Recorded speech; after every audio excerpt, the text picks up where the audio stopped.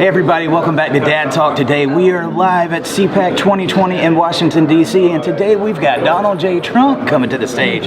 But before we do that, today we are pleased to have Mr. Nan Su from the Epoch Times. Nan, how are you doing? Thank you for having me. Yes, sir.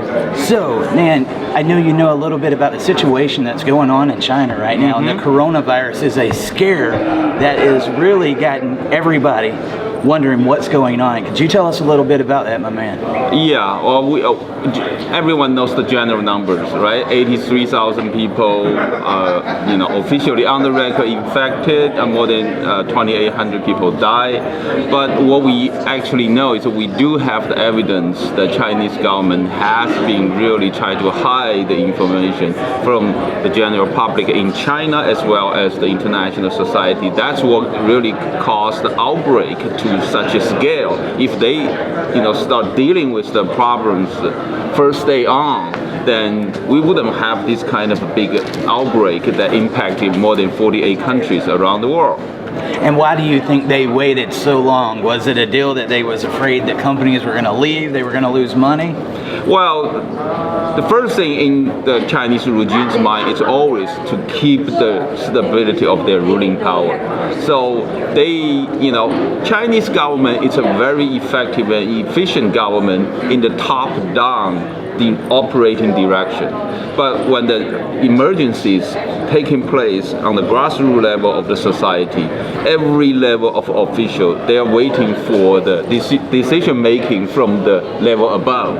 That's why this is so slow, and then every level is trying to hide the information because they don't know if, to give the knowledge to the public what's going to cost, the political capital of the party. Right. So that's what their consideration is always about. So President Xi Jinping on February 3rd had a speech. He said in January 7, he already knew it. He already gave the clear instruction to the government to deal with it. But it wasn't until the 20th of January that they came out to make the public know this is a contagious disease.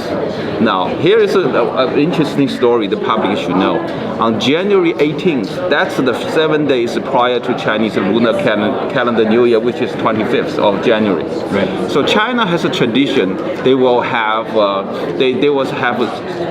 to celebrate what's so-called small Chinese New Year, a week prior to the official New Year comes. So a week before the 25th, on the January 18th, at the pandemic center of Wuhan City, they had an annual event. It's called 10,000 Families Banquet. 10,000 families. It's more than 10,000 people. Now they have 10,000 families. It's a big parlor. Everyone bring their homemade food and share. So you look at the pictures online. It's lines of tables, endless long, with people walking along the table, and then they greet each other. They talk to each other. They pick up the food to eat, and then they continue talking. And that's like 13 days. That's like 11 days, almost 2 weeks after President Xi said he already gave the clear instruction to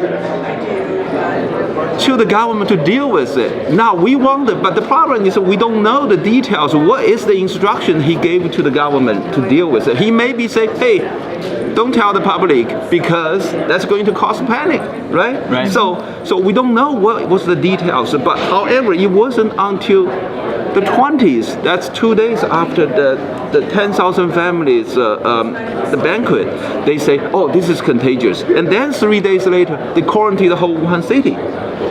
So this is a right, and then it's crazy, man. It's crazy, and also in December, at the end of December, they will have 8 doctors putting the messages on their social media saying, oh, we have a SARS outbreak going on. That's the end of December. And then January 1st, the first day of this year, all the state-owned big media, the mouthpieces of the regime, all have a major news broadcasting says, there are 8 people. They are questioned about, but they are questioned by the police authorities in Wuhan, and they are facing the legal consequence. They basically have all these people taken to the police authorities and ask them to stop spreading rumor. Right. So see, that's what happened. They're hiding the information. And what's it been like for those in China that are trying to communicate with each other? It's not like over here. They went through a little bit of it's been a little difficult for them to text each other. I was saying something about the government was even controlling the texting going back and forth in the communication. Absolutely. Now this is my personal experience. I have like classmates, my friends in China. We have these like social chatting groups. Yeah. Right. When we chat each other, say you have a chat to the whole group. Right. Every time when I put some uncensored news outside of China into test it into the whole group, then there's always someone privately sending me a message one-to-one, say, stop, you're going to have the whole group in trouble. Stop, we are watched. They're always telling me that. So that's what happens. So that's why if you look at the state-owned media's report, they're always how good the government has been handling all these emergencies and then helping people. So there's no truth about what the people are being through, what the challenges facing the families. Right. So we had somebody that slid me a message. I want to read this to you, Nan. They said there was a video that appeared showing the Chinese military and police shooting people who possibly had the coronavirus. Is there any truth to that, or do you think that might be a fake? We actually don't have. I saw the video too. We so far have not collected enough evidence to prove that's true. So we were kind of not really talk about that yet. But we do know Wuhan city basically it's under the military control, and also the first thing after the outbreak took place, Chinese government sent their top biochemical warfare expert, Dr. Chen Wei. She is a major general to control the Wuhan Institute of Virology. That's the BSL level 4, biosafety level 4, designated by World Health Organization. Now, what's the reason behind that? The world has been questioned about that.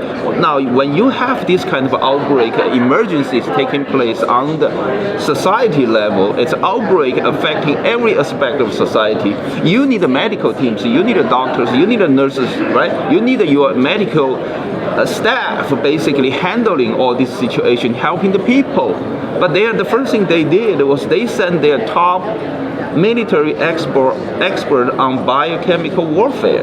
Right. So what's the reason behind that? So we are still, seeking for more information about that. So, but we do know, here is what we do know. That institute, that BSL Level 4 Institute, back in November of 2015, they published an academic paper which states ever since 2003, the SARS outbreak, they have been chasing around trying to locate the source of SARS coronavirus, and they claim they found it. And also in the same paper, they say they are going to put the virus on the primates, meaning monkeys and apes, to test it to see what's the reaction. That's what we know so far. And that is the institute, the Chinese government, right after the outbreak, right after they quarantined Wuhan city, they sent their top biochemical warfare expert to control the institute. What does that mean? The world is waiting for the truth. Oh man, and that's something we've got to get it under control because it's taken off so fast. I'm curious, Nan, for people that are getting all this misinformation, you don't know what's true, you don't know what's not true, where is a good source of information to find out about the coronavirus? Well, go to the Epoch Times. Epoch Times is the source that's really leading the entire report of the coronavirus outbreak. EPOCH, just Google it, then you're going to have it, and then you don't have to subscribe rate. You have 10 articles each month for free.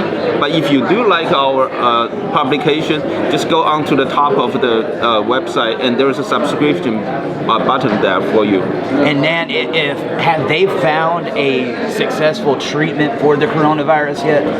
Well, the coronavirus right now, the people they try to eat every way possible.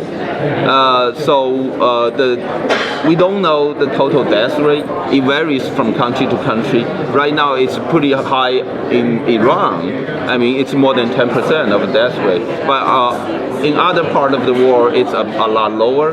So we don't know if there is a very effective medicine yet. But we do know if you send these people to the hospital earlier, so it's likely. It's a less danger to, it's a pretty low rate of death. It's a process they're still learning a lot about. That's right. That's right. Gotcha. Well, guys, please go check this out at the epochtimes.com. And I want to thank Nan Su for stopping by the podcast to tell us about it. Thank you, my man. Thank you for having me. Everybody, stick around. We'll be right back.